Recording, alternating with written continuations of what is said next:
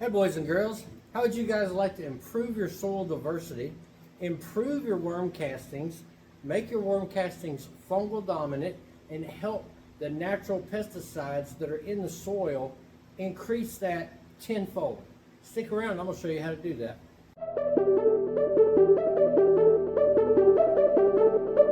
Okay guys, this is a mini setup of what we used to have in our old building. We're breeding a completely different way now, but we don't, with this one you can go back and find one of our videos. We don't have to write on each bin when we set it, when we pull it, or anything like that. It's all by color, and if you've got a calendar you can put up in your wall, let's just say this month Saturday was the 7th. That means the next Saturday is the 14th, the 21st, and then the 28th, okay? So on your day 7, sorry, spider, on day 7, you'll mark pink on it. On day 14, you'll mark green. On day 21, you mark yellow. On day 28, you mark pink again. That gives each one of these bins 21 days to sit. Like I said, there's a better video we did earlier in our older building. It shows a more in-depth view on this. But with this, you're not having to write stuff down, or if you're like me, put your reader glasses on to go find your bins and figure out what you got. With this, also, if you put a bin, sit it down somewhere and have to go do something else and then come back, and you're trying to remember what bin went to where with the color system, extremely easy. We've had nothing but praise from literally hundreds of people that are using, sorry, there's that dumb spider. Hundreds of people that are using this, and they love it. It's simple. It's just by colors. You don't have to, like I said, you don't have to write all this stuff down and keep all this, because one of the worst things that we have to do is we're working, and now you have to go wash and dry your hands to write something down on paper or pad, and then you get back into the next bin. Then you have to wash, dry your hands again. It's just over and over and over. So anyway, this week we're running these pink bins. I'm going to bring you over here and show you what we're doing. Okay, if you guys have got a hand trommel like this, the worm gear, this thing works really great. You can find this on our website. You can go there and purchase these. They're all stainless steels. They'll work on the Menards, the Home Depot, or the Lowe's totes. We'll start it with this. Just start running your worms.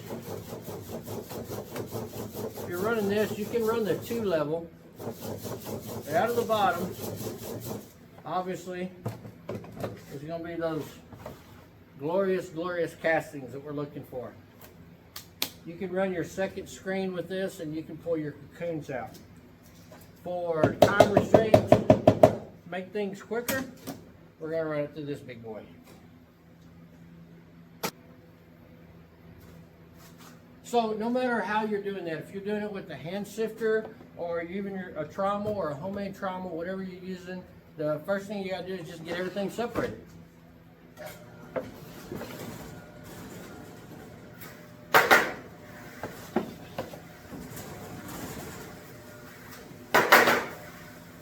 What we do on Wednesdays, I come in, these bins that I'm going to be running that Friday or that Saturday, I pull the cover off, I fluff the bins up, and I'll fluff those every single day till Saturday. If I need, I'll put fans on them, but we've got it figured out how much moisture we can and can't have in the bins. And we've got kind of a spot where it works really good for us to come in on Wednesdays.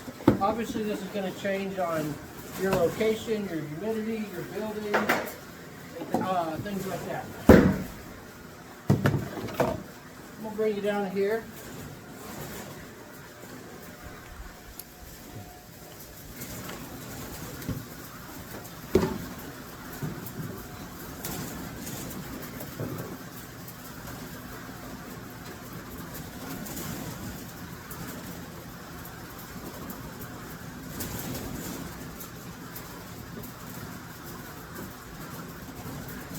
Well, if you've seen that, we all make mistakes. I forgot to put my bucket down there, so I'll be collecting worms here in a minute. Now, even though we have the bigger machine, you're going to have the same results hand sifting. Using your 1/10 screen, you're going to get your castings. There's your black gold. You put that on your garden, you bag it up, you sell it, whatever. Out of the second size screens, these are your castings, and I'll show you what we're going to do. I mean, your cocoons. I'm going to show you what we're going to do with those guys. Let's go down here. You see, we're finishing up here. Glad I got a second tote down here. The worms didn't make it. That again was my fault. It happens.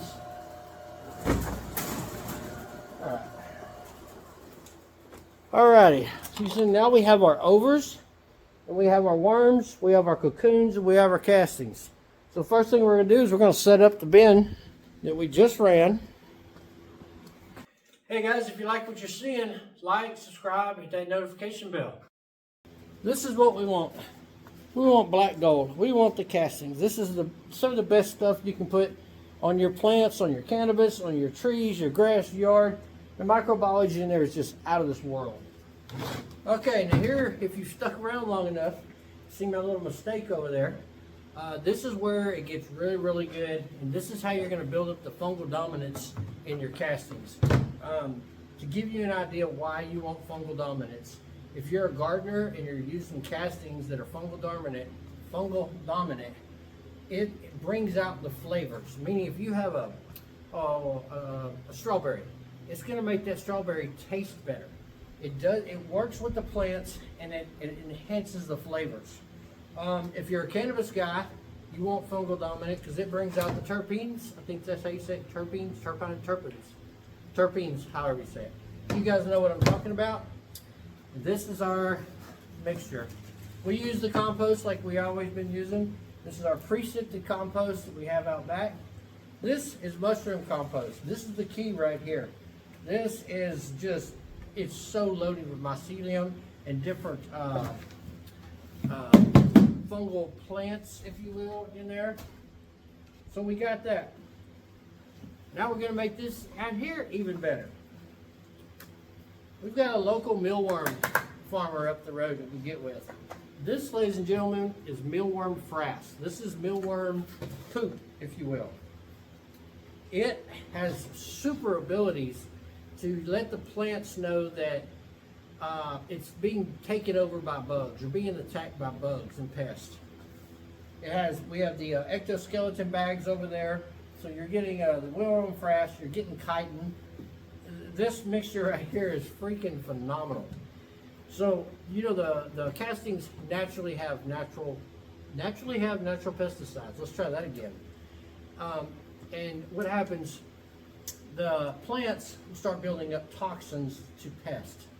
Now that we're putting the mealworm frass in there, which does contain the ectoskeletons, mix all this in. This is gonna tell your plants, even as a seedling, hey, we got to start producing these toxins to pests now because we're under attack. So your plants are going to be super strong and super resilient and not pest free. There's not a such thing as that, but it's really, really going to help these guys out. So let's go ahead and water this and get to the correct moisture that we like. We run our beds seemingly a lot wetter than a lot of people out there. There's if you're running a home bin, the 1 to 2 drops per, squeezing out, getting 1 to 2 drops, that's okay, that's pretty good.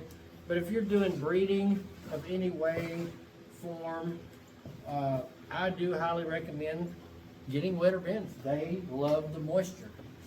They breed better, they breed faster, and they really, really like it. All right, so now we got that. We have our homemade mealworm. Let me try that again. We have our worm food. This is the same worm food here that we feed all of our worms. This is the same worm food that we sell. In our worm chow, if you purchase it at MissouriWormSupply.com, it contains mealworm frass. It also contains kelp for added minerals, and it also contains green sand. We don't use oyster or calcium or eggshell or none of that. No silica, no play sand, anything like that. We're using green sand. The green sand is a great grit for the worms. One second. The green sand is a great grit for the worms. but it also puts minerals in your soil. You can produce microbiology in your soil by adding certain things and letting the worms create that. You can't produce minerals. By using our worm food, you've got the green sand and kelp in there. So now you got extra minerals and a boost of minerals in your castings. All right, we got this ready. Let's get a pound of worms and put in here. Okay, this was what we call the overs. This come out the end of the trommel. This will be the same thing on your hand trommel. We're going to put that in there. Now, if any cocoons made it through that system and made it to here, they're now in here. We didn't lose anything. We're going to mix this in. What this is doing, all those overs in there are full of microbial life. So now we are boosted the microbial start in this bin. Now we'll move you over here. We'll start working with worms. Okay, guys, a lot of you know that we don't run the breeder bins like that as like we did in our old building. We're using the IBC totes, but we do have that set up along with 1, 2, 7 or 8 other systems, so that when we have customers come out, we can show them all the different systems out there. That way they have a choice and see what they like and don't like. So we're going to put in our bins, we don't run a pound in these guys. We run 3/4 of a pound, or say 12 ounces. So I'm going to go ahead. I know there's going to be more in here than 12 ounces because we started a little high, and these were smaller worms that we started a month ago. All right, there we go. There's our 12 ounces. You can see how much it is. That's about 3/4 of a pound. Let's move you over here.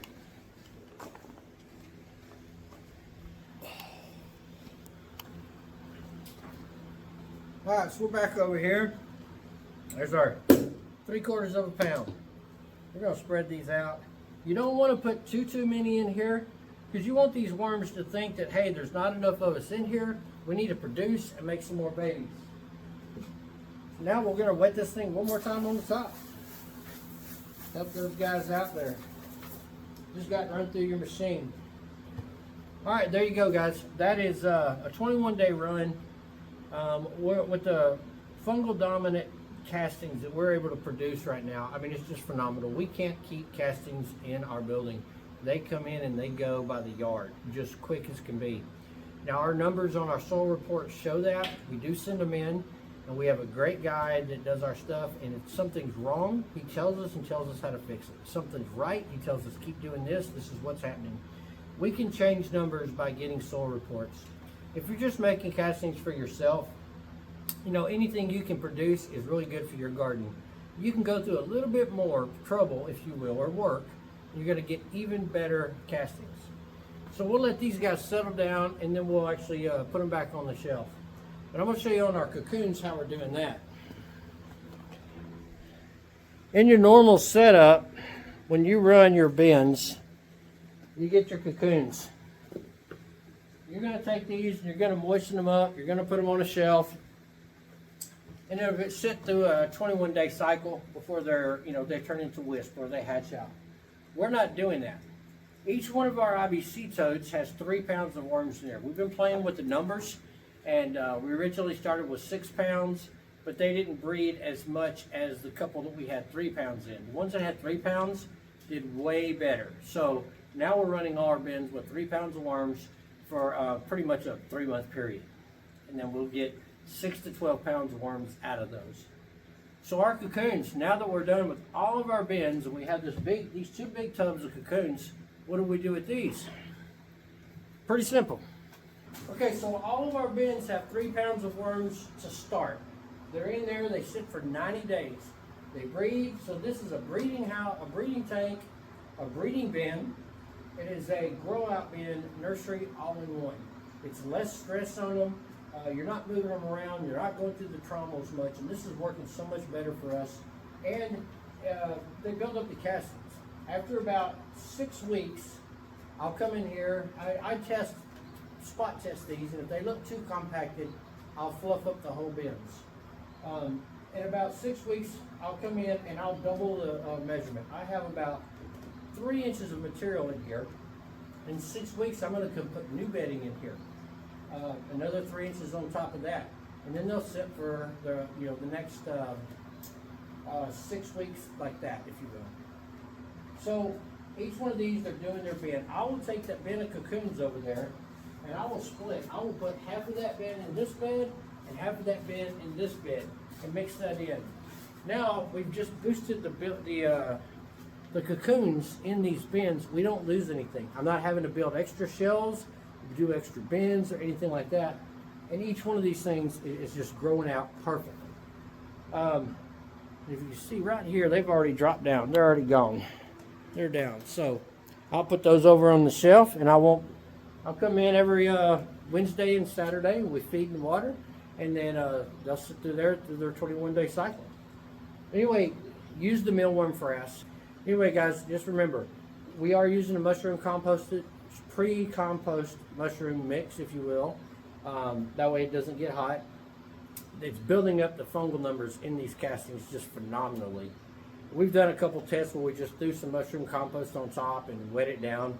The next day I'll come in after work and every worm in the bin is on top of that. They absolutely love this stuff. Our fungal numbers, our peak was supposed to be between 100 and I think 1200 UG, and we originally were at 300 with our normal. Now we're closer to 900. If you know what those numbers mean and you know how to decipher that, it's like going from a Yugo or a Pinto to our Lamborghini. We couldn't be any more happy with our castings and how they're coming out and the numbers that we're getting. Another reason you guys want to use, or if you can get a hold of mushroom compost, or build your fungal numbers up in your soil, whether it's with hardwoods or leaves or whatever it is. We use a grain-based diet, so some of that grain is going to get into the castings when we package it up or sitting in our bins back here. That is going to give that fungal growth in the casting bin. The numbers in the bacteria will come down and level out where they're supposed to be, but now your fungal in that casting, because they're eating those grains, it's going to come up even more. That helps. The other thing is flavor. If you guys, let's say you go get a strawberry out of your garden, it tastes really, really good. You want to make it better? You need fungal dominant casting. The fungi that's in the soil enhances the flavor. That's one of the things that works with, so your food tastes even better. We all know that anything you grow in your garden is better than anything you'll ever get out of a store, ever, period, end of situation, end of story, done deal. Now, if you can enhance your flavor just by doing a little bit in your worm building or purchasing the worm castings that you need and want, this is it right here. We sell our worm castings online, so all over the United States. You can come to our building and pick them up. Now, for you cannabis guys out there, guys who may not know, you want to increase the terpenes in your cannabis? Fungal dominant castings. That fungi that you put into your soil is going to help and build those terpenes. It not only builds the terpenes up, it also helps build the resin up. So keep that in mind, guys.